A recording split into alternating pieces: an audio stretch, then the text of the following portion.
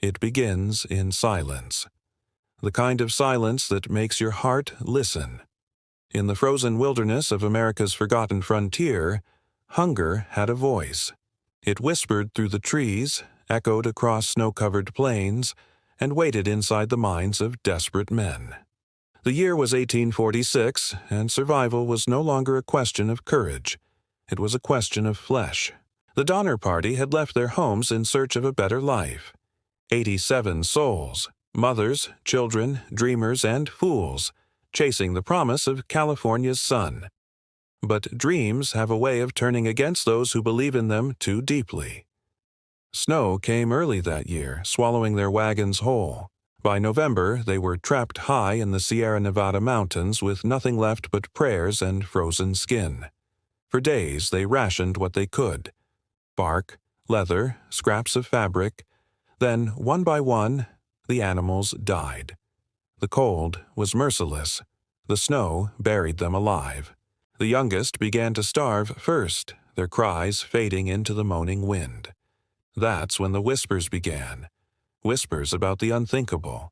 Hunger does not scream. It seduces.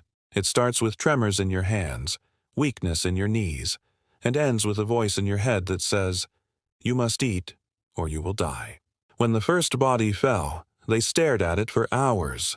Some cried, some prayed. But eventually, someone picked up a knife. They said they did what they had to do, that God would understand, that flesh was just another kind of bread when the world had ended. But even as they chewed, they wept, because they knew that hunger had changed them forever. When rescuers finally reached them months later, they found cabins filled with gnawed bones, blackened organs, and half-eaten bodies laid neatly by the fire. Only 48 survived. No one ever looked at them the same way again. But this wasn't just a story about survival. It was the beginning of something darker. A whisper that would follow America through every frozen pass, every lonely trail, every town that hid more than it told. The whisper of hunger and the things it makes us become. The legend of cannibalism in America didn't start with monsters. It started with people. And that makes it harder to forget. Decades later, the snow came again, and with it, another man who would listen to hunger's voice. His name was Alfred Packer.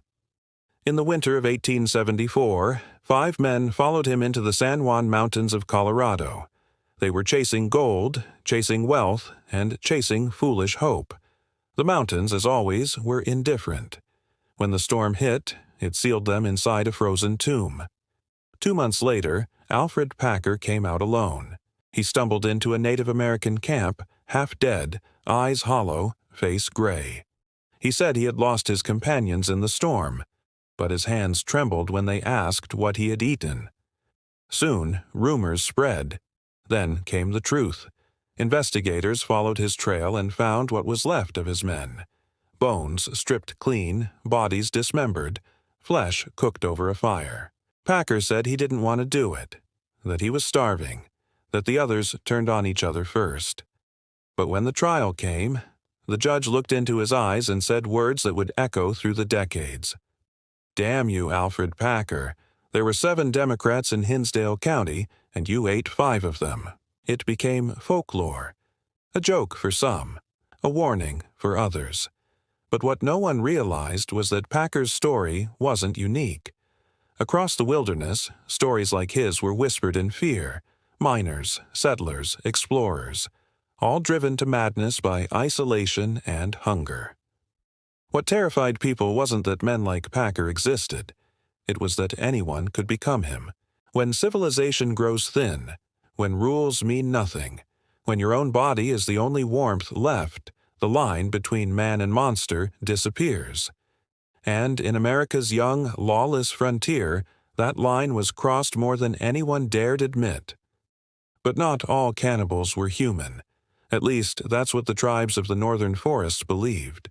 In the dark pines of Minnesota and Canada, people spoke of a creature older than winter itself, the Wendigo, a spirit of greed, hunger, and endless consumption. It took the form of a man twisted by starvation, its ribs visible, its eyes glowing like cold fire. They said once a man tasted human flesh, he became one. For generations, the stories of the Wendigo spread like a warning. Among the Algonquin and Cree, it was said that if you let hunger control your heart, the Wendigo would claim your soul. Some stories told of hunters who wandered too far, trapped in blizzards, and returned home changed, hollow, silent, with blood on their lips. According to reports, he was the only one who survived, and he confessed that he had eaten his companions.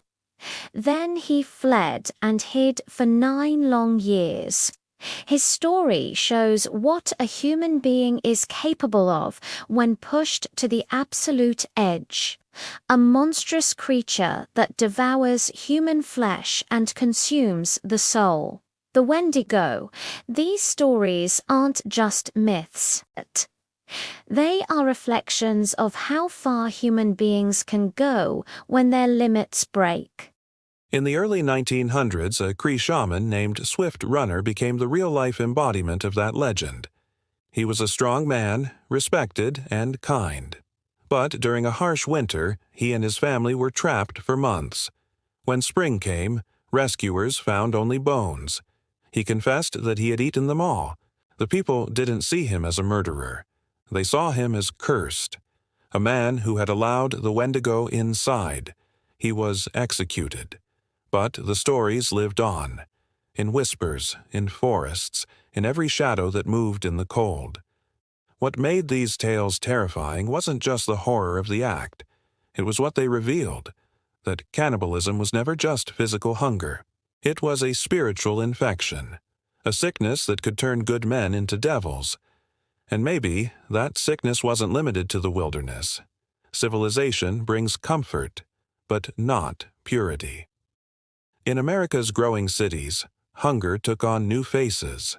In the late 1800s, during times of poverty and war, reports surfaced of missing people, butchered corpses, and quiet arrests. In Chicago and New York, police uncovered hidden butcher shops, where meat wasn't always what it seemed. The most famous of these cases came decades later, Albert Fish, the man who became the face of civilized cannibalism. A quiet old man, polite, gray-haired. No one suspected the monster beneath his calm smile. He preyed on children, lured them with kindness, then sent letters to their families describing what he had done. In court, he said he had been compelled by God.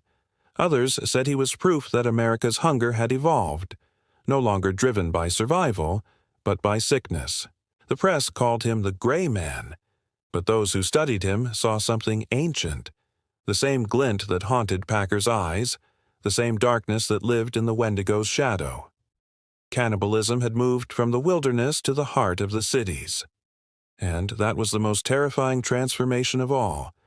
We'd like to believe that cannibalism is a thing of the past, a mistake of history. But the truth is, the hunger never really went away.